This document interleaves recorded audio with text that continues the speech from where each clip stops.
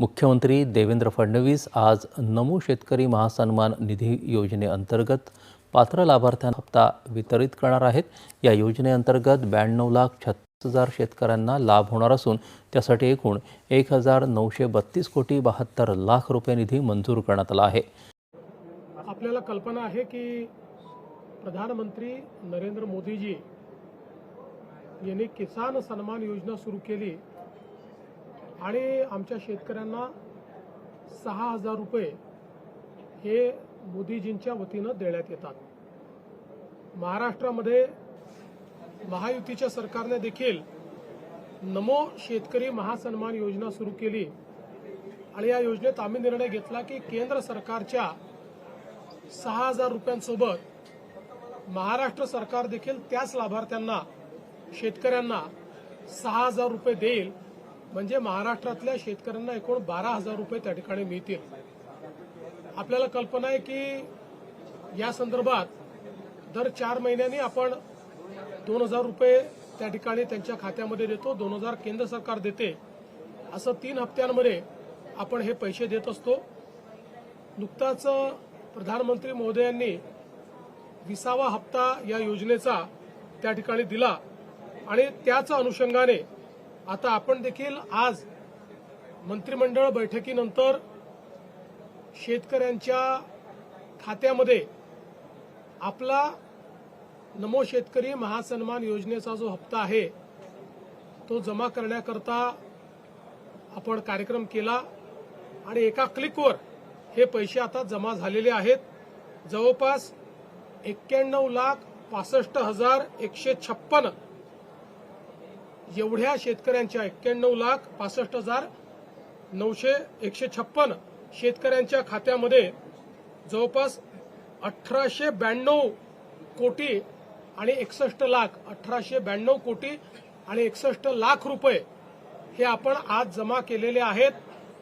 आणि मला विश्वास आहे की ही जी काही मदत आपण करतो त्याच्या पाठीमागचा आपला हेतू हा असतो की शेतीच्या कामामध्ये जे काही छोटे मोठे खर्च शेतकऱ्यांना येतात किंवा अनुषंगिक खर्च येतात त्याच्यामध्ये त्यांना मदत मिळाली पाहिजे।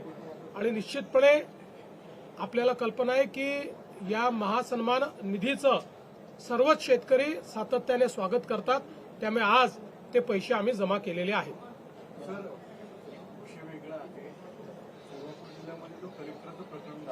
कलेक्टरांचा आता अधिकृताची माहिती आली की जी अवैध वाळू त्याच्यावर डीवायएसपीने कारवाई केली आहे। अजित पवारांनी जी धमकी दिली त्याच्यावर आता प्रश्न उपस्थित होता की अजित पवारांच्या बाबतीत कारवाई का होते।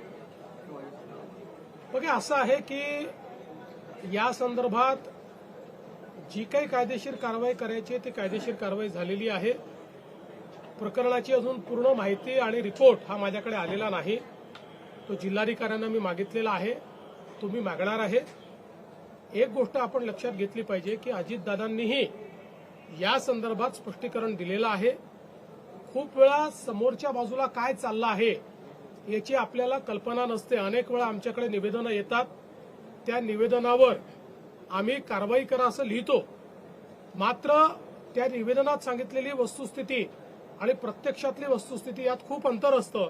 मग अशा परिस्थितीमध्ये अधिकारी आमच्या नजरेस आणून देतात की आपण जरी कारवाई करा म्हटलं असलं तरी यांनी दिलेली वस्तुस्थिती योग्य नाहीये, खरी स्थिती वेगळी आहे आणि त्या आधारावर कामं होतात।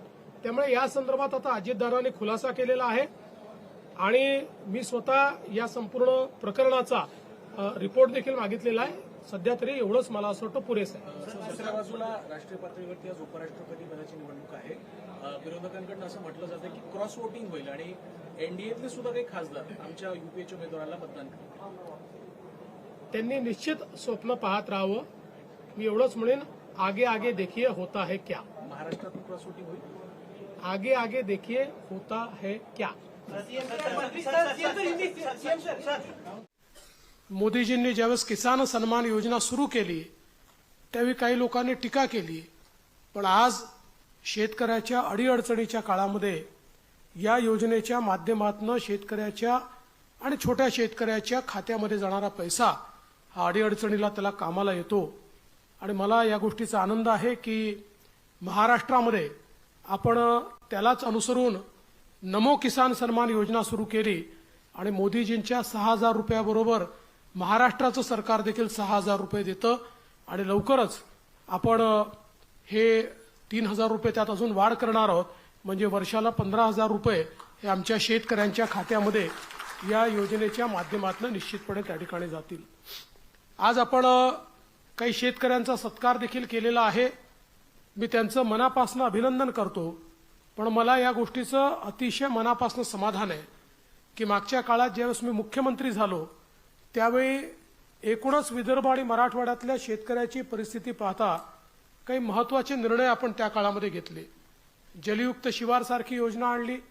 त्या योजनेच्या अंतर्गत जलसंधारणाचं काम केलं. बळीराजा जलसंजीवनी योजना केंद्र सरकारकडनं मंजूर करून आणली.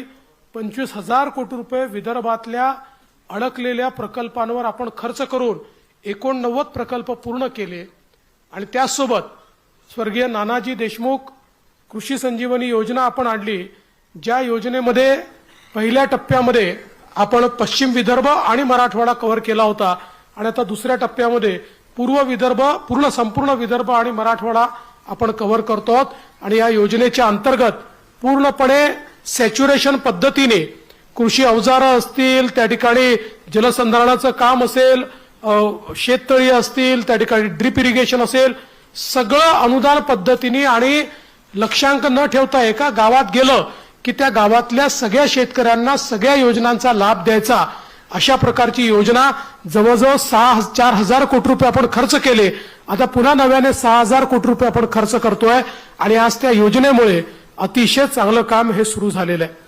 दुसरं, आपण वर्ल्ड बँकेच्या मदतीने स्मार्ट सारखी योजना तयार केली की ज्या योजनेमध्ये आमच्या शेतकऱ्यांच्या ज्या फार्मर प्रोड्युसर कंपन्या आहेत, गट आहेत, या गटांना विविध प्रकारचे त्या ठिकाणी रोजगारक्षम, ज्याला आपण कृषीवर प्रक्रिया करणारे उद्योग म्हणतो, ते उद्योग असतील किंवा कृषीमध्ये नवीन प्रकारचे कॅश क्रॉप त्यांना तयार करता येतील, त्या ठिकाणी ग्रेडिंग वगैरे असेल, अशा सगळ्या गोष्टी करता येतील, अशी एक समग्र योजना आपण सुरू केली. आज मला पाहताना आनंद वाटला की ज्या शेतकऱ्यांचा आपण या ठिकाणी सत्कार स्वागत केलं यातले बहुतांश शेतकरी हे त्या स्मार्ट योजनेतनं त्या ठिकाणी मोठे झालेले आहेत. आणि मला आनंद वाटला की एक एफपीओ तर आपला 100 कोटीवर पोहोचतो आहे.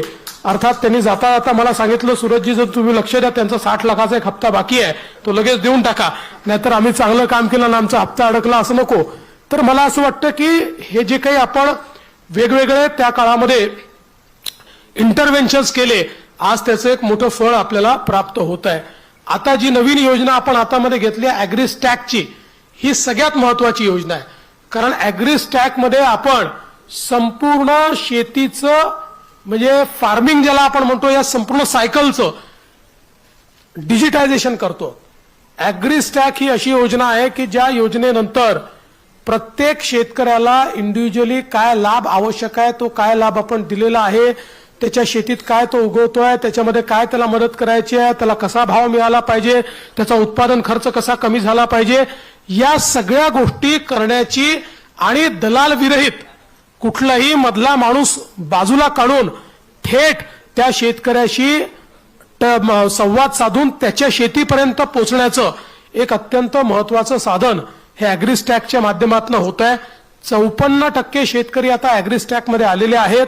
100% शेतकरी आपल्याला ॲग्रीस्टॅकमध्ये आणायचे आहेत, जेणेकरून कोण मालक आहे, त्याची जी शेती आहे, तो काय उत्पादन करतोय, त्याला कुठल्या योजना मिळालेल्या आहेत, कुठल्या योजना आवश्यक आहेत, त्या गावात कुठल्या योजना आवश्यक आहेत, अशा सगळ्या गोष्टीचं आपल्याला डिजिटल पद्धतीने त्या ठिकाणी पूर्ण आपल्या जो मॅपिंग असेल त्यातल्या गॅप आपल्याला भरून काढता येतील.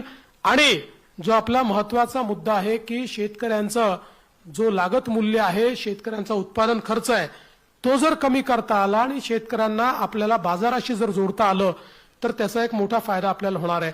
आपल्याला कल्पना आहे की ज्या आपल्या गावातल्या ज्या सगळ्या सोसायट्या आहेत, मल्टीपर्पज सोसायटी आहेत, विविध कार्यकारी सोसायटी आहेत, यांचं 100% डिजिटायझेशन करणं आपण सुरू केलेलं आहे. आणि आता याला मल्टी बिझनेस सोसायटीमध्ये आपण कन्वर्ट करतोय. आपले देशाचे नवीन सहकारिता मंत्री अमित शाह साहेबांनी 13 प्रकारचे नवीन बिझनेसेस, म्हणजे ज्याच्यामध्ये अगदी जो आपला पारंपरिक त्या ठिकाणी भांडारण करण्याकरता गोदामापासनं तर वेगवेगळ्या प्रकारचे 13 उद्योग हे आमच्या विविध कार्यकारी सोसायटी करता त्या ठिकाणी नेमून दिलेले आहेत, ज्यातनं गावातली सोसायटी देखील आपल्याला अधिक मजबूत कशी करता येईल हा प्रयत्न आपण त्या माध्यमातून निश्चितपणे या ठिकाणी करतो आहोत. त्यामुळे एकूणच या कृषीच्या क्षेत्रामध्ये मोठ्या प्रमाणात आपण काम सुरू केलेलं आहे. आपल्याला कल्पना आहे, मागच्या काळामध्ये आपण शेतकऱ्यांना वीज बिल माफ केलेलं आहे. पुढचे 5 वर्ष शेतकऱ्यांकडनं वीज बिल घ्यायचं नाही असा निर्णय आपण त्या ठिकाणी घेतलेला आहे. आणि आता जो शेतकरी नव्याने कनेक्शन मागेल त्याला सोलर पंपाची योजना आपण आणलेली आहे.